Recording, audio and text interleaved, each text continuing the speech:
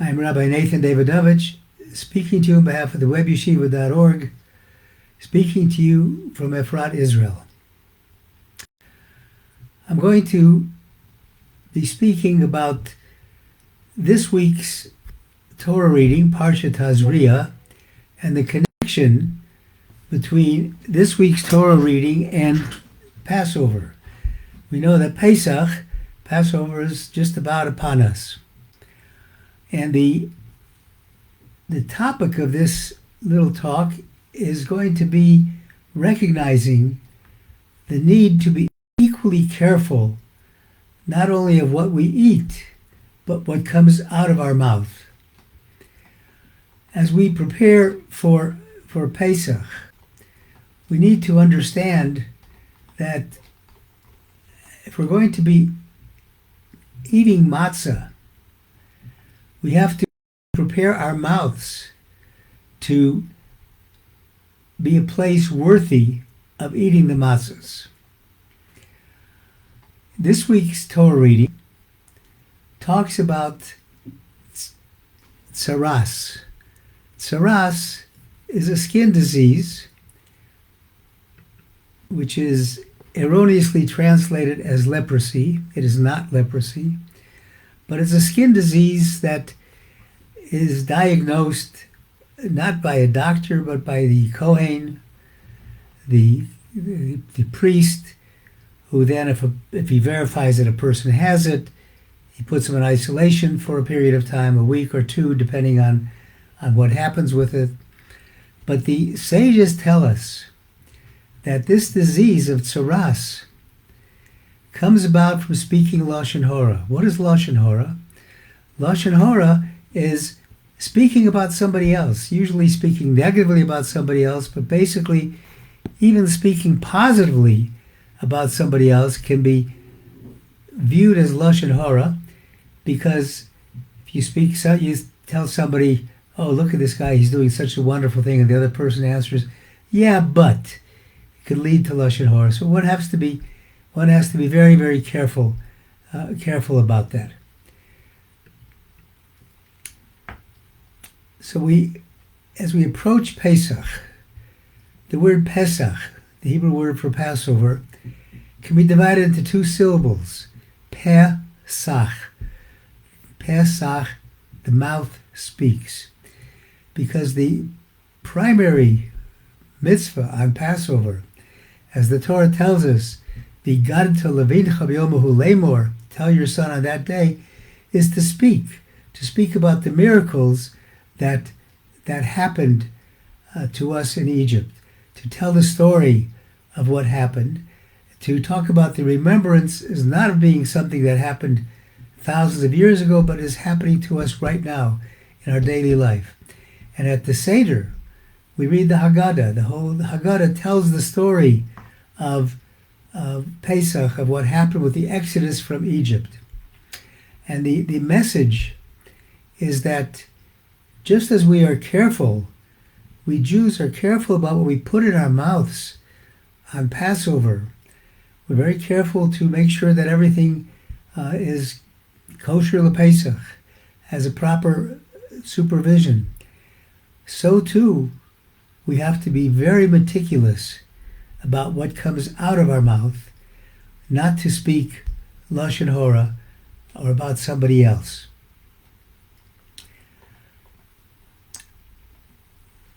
We know that during the Exodus, during the time of the exile in Egypt, we know that according to the sages, the people were speaking Lashon Hora about one another. We're talking about one another. And Moshe Rabbeinu, when he realized that two Jews had talked about him and had reported what he was doing, what he had done to kill the Egyptian who was attacking a Jew, he realized that there were people who speak Lashon Hora among the Jewish people. And Moshe Rabbeinu says, Hadavar noda achein. I said that backwards. Now I know, I understand what this is about. And Rashi says that now I have the answer to the question I was bothered about. I wondered, what sin did the Jewish people do more than all of the other 70 nations to be punished with such backbreaking labor? And now I know that they deserve it because they speak Lashon Hora.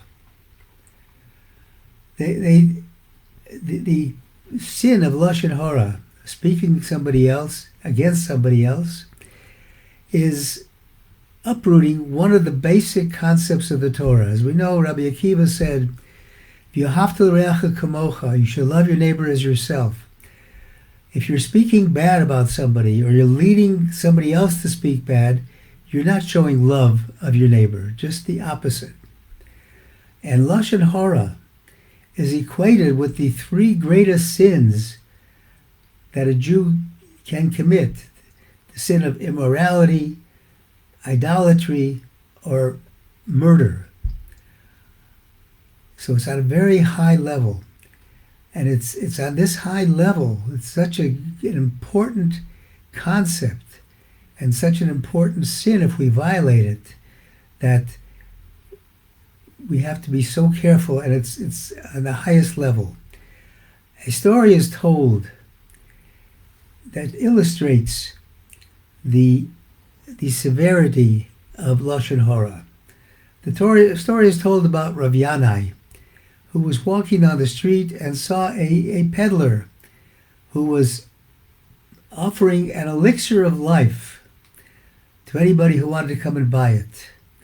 And Rabbi Yanai approached the peddler and he said, "Oh, I'm interested in that." And the peddler says, "No, this is not for you." He says, No, please, I'm really interested. I want to know what it is." The peddler tries to persist, tries to tell him, "You're not interested in this. You don't need this." And Rabbi Yanai persists, and the peddler says, "Well, the elixir of life is what it says in Psalms, in paragraph, in Psalm number 13, he says, Mi ho'ish hachafetz chayim, who is the person who loves life, who desires life? Ohev yomim leros tov, who wants to have loving days and see only good." He says that person is, as the Psalms say, Tehillim says, Davidovich says in Tehillim, Nitzor l'shodcha meira, v'sfosech v'daber mirma. Keep your mouth from speaking evil and your lips from deceitful speech. So Rabbi Yanai said, I definitely needed that. That was a very important lesson to me. What was the important lesson? Rabbi Yanai was a great Talmud scholar. And as Rabbi Shia Twersky, alav shalom, a blessed memory, says, we're told to be humble and not think too much of ourselves. But there are times it's important to be vain. And when is that time? If you're about to say Lashon Hora about somebody, you have to think that I'm really the most important person in the world. And if I say this Lashon Hora, if I say a bad thing about this person, people are going to take it seriously. So therefore, I have to be careful not to do that, even more careful. And I mentioned that the word Pesach for Passover can be divided. The Hebrew word Pesach can be broken into two syllables, Peh and Sach. The mouth speaks. The gematria of the word Sach, to speak, is Chaim. The numerical value of Sach is Chaim. The numerical value of speech is life. And we see from the statement that the peddler told from Tehillim to Rabbi Yanai, Mi ohev shechafetz Chaim, who is the person who wants life? That person who does not speak Lashon Hora. Let us be concerned so much as we go into Pesach that we fulfill the mitzvah of loving each other, and we can only love each other by respecting each other. Thank you for listening on behalf of the webyeshiva.org. I wish everybody a Shabbat Shalom.